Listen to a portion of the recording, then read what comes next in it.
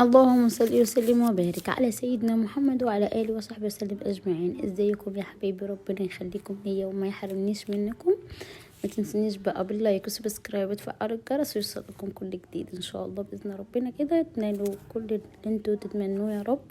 ربنا ينصر غزة واهلنا برضو وناسنا، ربنا ينصرهم يا رب ان شاء الله نصرا عزيزا.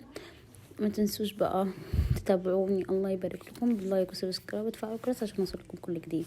هنا بقى نزلنا سوق مركز كوبومبو. تمام.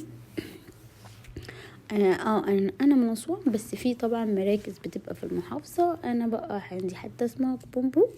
تمام. فاحنا بقى نزلنا السوق، احنا واحده جارتنا كده، واحده جارتنا، فاشترينا بقى شوية حاجات ودخلنا بقى سوق الخضار. تمام. فبوريكم حاجة في سوق الخضار. هنا دخلنا بقى، رحنا عند العطار. هنا عندكم العطار بقى بيبيع طبعا زي ما انتوا عارفين شي الفحمول وحلف الليمون والمكرونات والحاجات دي. تمام. وبعد كده مشينا بقى، كنا سألنا على حاجة وما لقيناهاش، فرحنا ورينا مشينا فورينا بص بقى الخضار وكده. تمام. وهنا بقى كنت مشيت بعد كده دخلنا معرض كوبومبو، معرض الزهور. فلقينا بقى شوية برفانات وهدوم رجالي وكده، فحبيت ان انا اوريكم حاجاتنا بقى اللي في اسوان ومحلاتنا ازاي بقى وشكلها ازاي. ادي هنا كده الملابس الحريمي بقى، اللي هو بقى الأطقم والحاجات دي. وهنا عندنا محل بتاع أحذية. وهنا كان برضو ستات. هنا أطفال بقى، بس بقى المنظر بتاع الأطفال شكله شيك كده واللبس شيك كده. بحب الأطفال قوي، بالذات البنات بقى بحب ان انا ألبسهم كده واشيكهم، بتبقى حاجة كده حلوة. الولاد برضو والله يعني، بس انا بحب حاجات البنات اكتر. فالتوك بقى بتدلعيها بالشهيصيها كده، في حاجات بتبقى حلوة بتاعت البنات. هنا بقى كان بتاع زي اسلامي بقى، نقابات وحاجات زي كده وطرح، واللي هي نظام الدريسات اللي زي كده اللي كمامها. وهنا محل اكسسوارات، وجنبها بقى محل برضو ملابس اطفال. كان هنا احذية تاني. وهنا بتاع محل اطفالي بقى ده بقى اولاد المرة دي. دخلنا بقى على اكسسوارات، شفنا بقى حاجات بقى البنات ودلع البنات. طبعا الاكسسوارات دي اللي انتوا عارفينها، والشنط والحاجات دي بقى، والبرتفيهات والحاجات دي، شنط الكروس كانت جميلة خالص.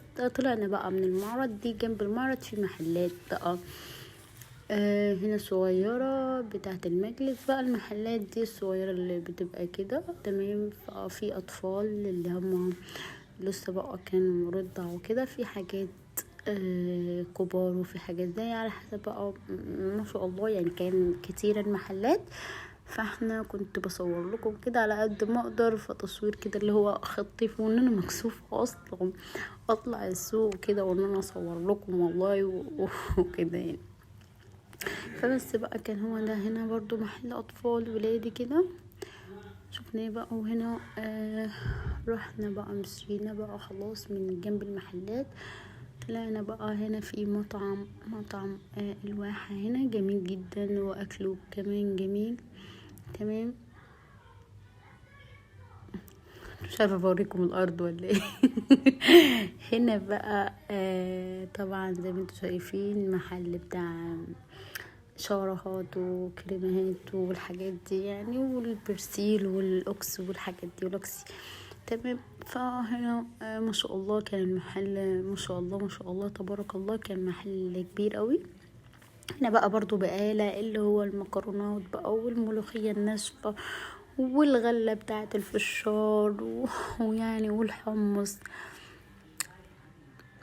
بس يعني حاجات ما شاء الله. كنت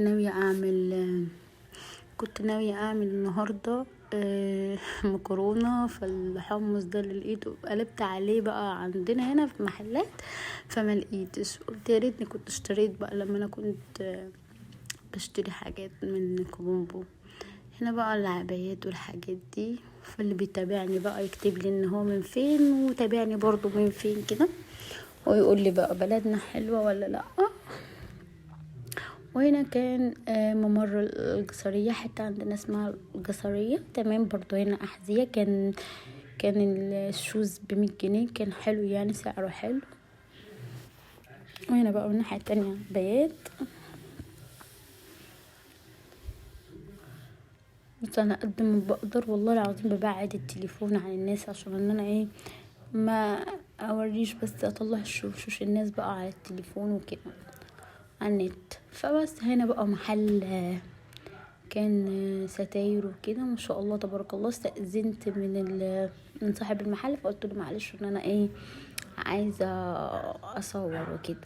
تمام. انا برضو بفصل يا بنات اللي ما يعرفوش واللي عندي على اليوتيوب، انا برضو بفصل فرش كان وبفصل ستاير وكل حاجه الحمد لله يعني. فبحب ان انا كده اروح كده كل كام شهر كده، اروح ازور الجسريه كده، اشوف الموديلات الجديده عشان اعرف افصلها وكده.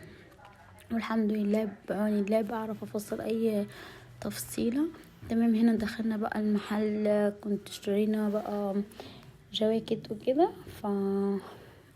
قعدنا يعني المحل ده كتير قوي، يعني زي نص ساعة لغاية بقى ما لبسنا، ولغاية ما شفنا بقى اللي احنا عايزينه ودخلنا البروفة وكده.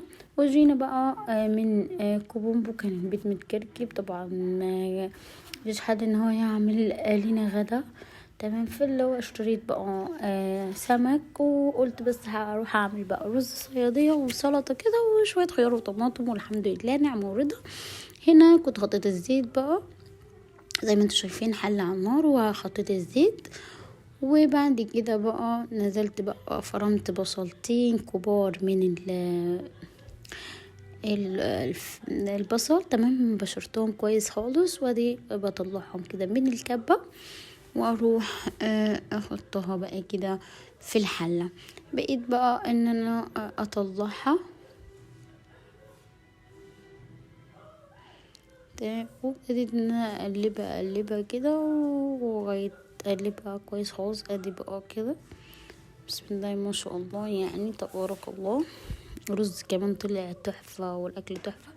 هنا حطيت معلقة سكر عشان بقى هنا يكرمل معايا البصلة، ومش تحرقيه قوي، لا يكرملها كده فيديك اللون البني الكاتم كده، عشان تحط بعد كده الرز ده. زي ما انتوا شايفين الرز غسلته وحطيته كده على جنب.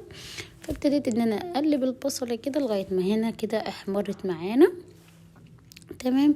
ادي احمرت بقى. كنت انا بحب بقى اكل بقى البصل اللي هو بيبقى محروق كده مع شوية المزة كده، مع الملح مع الفلفل. بص بتبقى روعة روعة روعة. بحب ان انا اكل كده، فلازم اشيل لي معلقة واكلها. هنا بقى حطيت ساعتها الرز بقى، وابتديت ان انا اقلب جدا اقلبها. تمام. وبص بقى معايا كان هنا بقى مش اللي حروق قوي، يعني ان هو بقى جميل، بيخلي له الرز بيبقى بني جميل. الرز الصيادية ده اللي انتوا تعرفوه يعني، كان جميل خالص وتحفة. بسم الله ما شاء الله تبارك الرحمن. بقى ما تنسونيش باللايك وسبسكرايب وتفعلوا الجرس عشان اوصلكم كل جديد يا حبايبي. هنا كنت باخد الملح والفلفل وقلبت وحطيت المية بقى وخلاص كده. اكتفيت بالمية دي وبعد كده لقيتها قليلة، فروحت حطيت شوية كده. تمام. فخلاص كده بعد كده رحت جيت غطيتها. فقبل ما تستوي الرز رحت رشيت الكمون بقى كده زي ما انتوا شايفين حضراتكم، عشان بس هو مش بيمرر ولا حاجه، بس انا بحب احطها التركات دي في الاخر. هنا معانا بقى السمك بسم الله ما شاء الله، والرز والطحين والسلطه، واكله بسم الله ما شاء الله. بالهنا والشفا على قلوبكم ان شاء الله كده. وما تنسونيش بقى باللايك وسبسكرايب وتفعلوا الجرس عشان اوصلكم كل جديد يا حبايبي. مع السلامه.